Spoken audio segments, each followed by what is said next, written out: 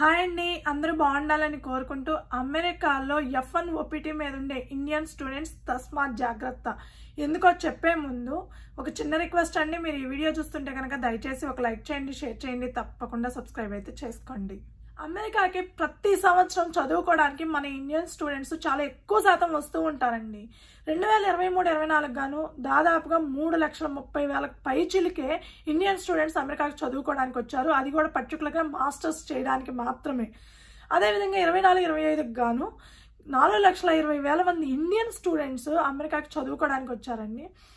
వీళ్ళు ఎవరైనా సరే F1 వీసా మీద అమెరికాకు వస్తున్నారు అని అంటే ఇండియన్ స్టూడెంట్స్ 2 years ఎడ్యుకేషన్ ఉంటుందండి. ఆ తర్వాత 2 years ఎడ్యుకేషన్ అయిపోయిన తర్వాత వాళ్ళు OPT మీద వర్క్ చేసుకోవచ్చు. ఆప్షనల్ ప్రాక్టికల్ ట్రైనింగ్ అని చెప్పి ఒక 1 year ఉంటుంది. ఇది అందరు ఇంటర్నేషనల్ స్టూడెంట్స్కే ఉంటుందండి.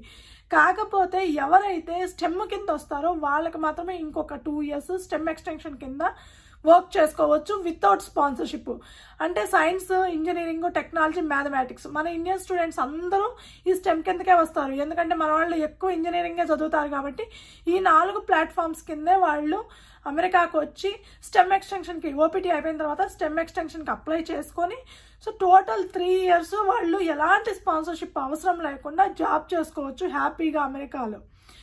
ఇప్పటి వరకు ఉన్న లెక్కల ప్రకారం అయితే దాదాపుగా 1,00,000 మంది ఇండియన్ స్టూడెంట్స్ స్టెమ్ ఎక్స్టెన్షన్లో ఉన్నారటండి. సో వీళ్ళందరి మీద ఇప్పుడు ట్రంప్ సర్కార్ అయితే నిఘా పెట్టిందండి. గత వారం రోజుల నుంచి విపరీతంగా రైట్స్ అయితే స్టార్ట్ అయినాయి. ఎవరైతే స్టెమ్ ఎక్స్టెన్షన్లో ఉంటున్నారో వాళ్ళ మీద USCIS వాళ్ళు ఒక సైడ్ నుంచి, ఐస్ వాళ్ళు ఇంకొక సైడ్ నుంచి విపరీతంగా దాడులు చేస్తున్నారు. ఎవరైనా సరే F1 స్టెమ్ ఎక్స్టెన్షన్లో ఉన్నారు అని అంటే వాళ్ళు ఖచ్చితంగా I-983 ఫామ్ ఫిల్ చేస్తారండి. దాంట్లో వాళ్ళ పర్సనల్ డీటెయిల్స్ అంటే వాళ్ళ రెసిడెన్షియల్ డీటెయిల్స్ కానీ, వాళ్ళ వర్క్ డీటెయిల్స్ కానీ, వాళ్ళ ఎంప్లాయర్ డీటెయిల్స్ కానీ అన్నీ మెన్షన్ చేస్తారు. సో వాటిని బేస్ చేసుకొని డైరెక్ట్గా ఐస్ వాళ్ళైనా సరే, USCIS వాళ్ళైనా ఇప్పుడు పర్టికులర్గా ఇండియన్ స్టెమ్ ఎక్స్టెన్షన్ స్టూడెంట్స్ మీద మాత్రమే నిఘా పెట్టున్నారండి. ఎవరు దొరుకుతారా, ఎవరిని పట్టుకుందామా, ఎవరు వీసా రీవోక్ చేద్దామా, క్యాన్సిల్ చేద్దామా అని తిరుగుతున్నారు.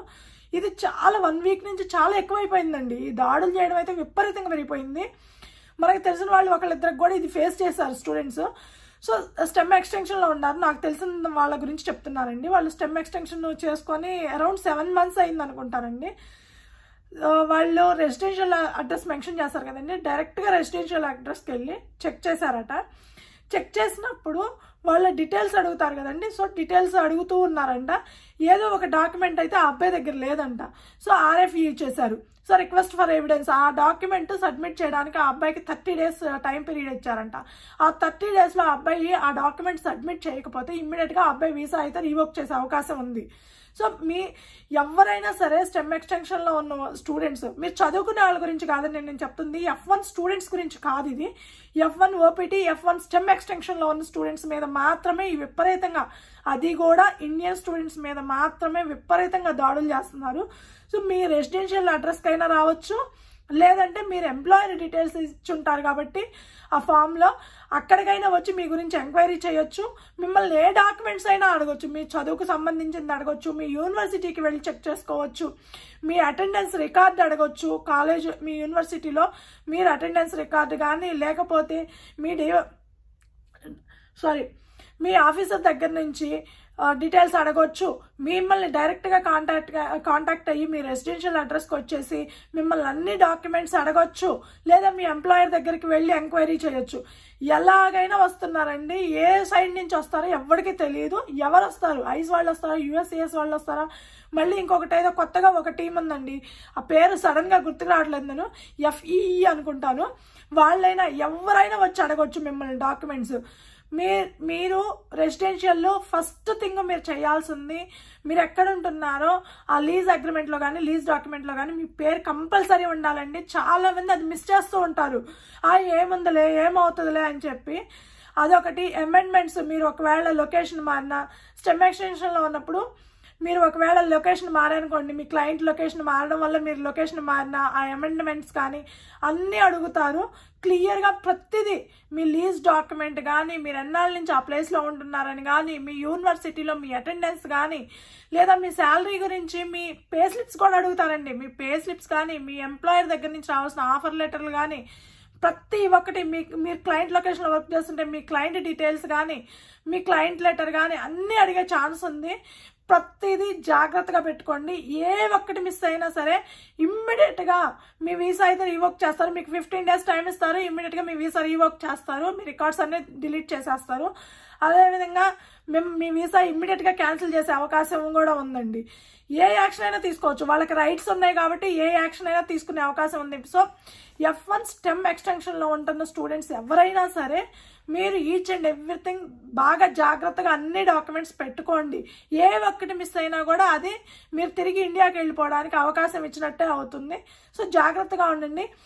మరీ ముఖ్యంగా ట్రంప్ సర్కారు ఈ మధ్య కాలంలో అందరు H1B వాళ్ళ వీసా పెంచేసింది, అందరికి తెలిసిందే. టారిఫ్స్ విపరీతంగా వేసింది, అది అందరికి తెలిసిందే. ఇప్పుడు చిక్కింద ఛాన్స్ అన్ని F1 స్టూడెంట్స్ మీద పడ్డారండి. F1 స్టూడెంట్స్ అందరూ జాగ్రత్తగా ఉండండి. ప్రస్తుతానికైతే F1 OPT మీద ఉండేవాళ్ళు F1 స్టెమ్ ఎక్స్టెన్షన్లో ఉన్న వాళ్ళ మీద మాత్రమే నిఘా పెట్టారు. ఎందుకంటే 1,00,000 మంది ఇండియన్ స్టూడెంట్స్ విపరీతంగా వస్తున్నారండి. సంవత్సరానికి 1,00,000 మంది పెరుగుతా పోతే చాలా ఎక్కువ ఎఫెక్ట్ ఉంటుంది. అందుకని చెప్పి ఇండియన్ స్టూడెంట్స్ మీద చాలా ఎక్కువగా నిఘా పెట్టారు.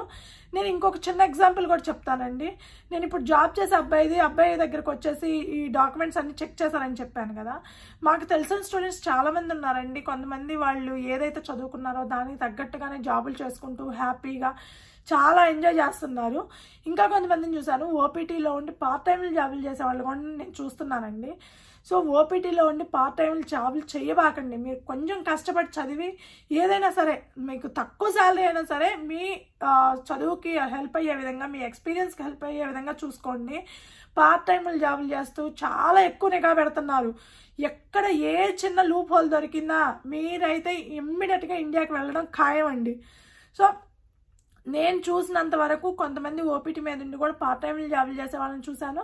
అలాగే బాగా చదువుకొని వాళ్ళ చదువుకు తగ్గట్టు జాబులు చేసే వాళ్ళని చూశానండి. ఇద్దరిని చూస్తున్నాము. సో మీరు ఎవరైనా సరే F1 OPT మీద ఉన్నా లేదా స్టెమ్ ఎక్స్టెన్షన్లో ఉన్నా సరే కొంచెం జాగ్రత్తగా ఉండండి. ఏ నిమిషానైనా ఎవరైనా మీ మీద రైడ్ చేయొచ్చు. అది ఏ డిపార్ట్మెంట్ అనేది ఎవరు చెప్పలేరు. USAS వాళ్ళు వస్తారా, ICE వాళ్ళు వస్తారా, F వాళ్ళు వస్తారా మనకి తెలియదండి.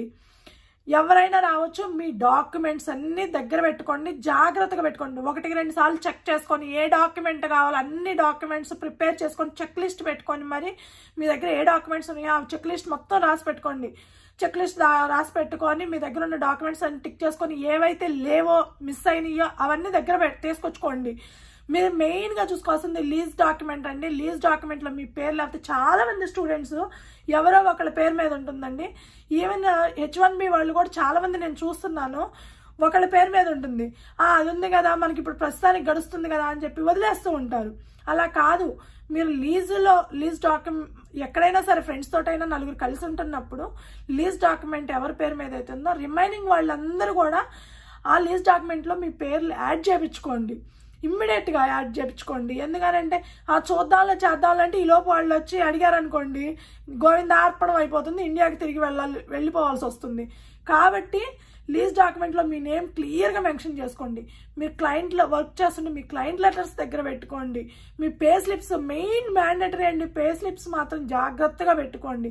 చాలా మంది స్టూడెంట్స్ నేను చూసానండి ఎలాంటి జాబు లేకుండా ఏదో పార్ట్ టైం జాబులు చేసుకుంటా, ఏదో వేరే ఎంప్లాయర్ ద్వారా ఏదో చేసుకుంటా, ఈ ప్రాసెస్లు అన్నీ కాకుండా క్లియర్గా ఇప్పుడు జాబ్ మార్కెట్ బాగాలేదు, నేను అగ్రీ చేస్తాను. చెత్తగా ఉంది జాబ్ మార్కెట్, అస్సలు బాగాలేదు.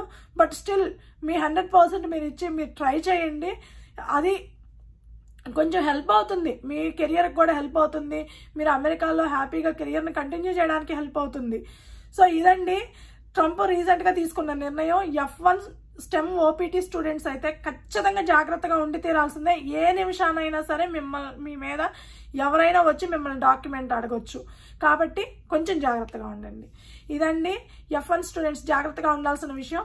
సో ఈ వీడియో మీకు నచ్చుంటే కనుక దయచేసి ఒక లైక్ చేయండి, షేర్ చేయండి, తప్పకుండా సబ్స్క్రైబ్ అయితే చేసుకోండి. Thank you.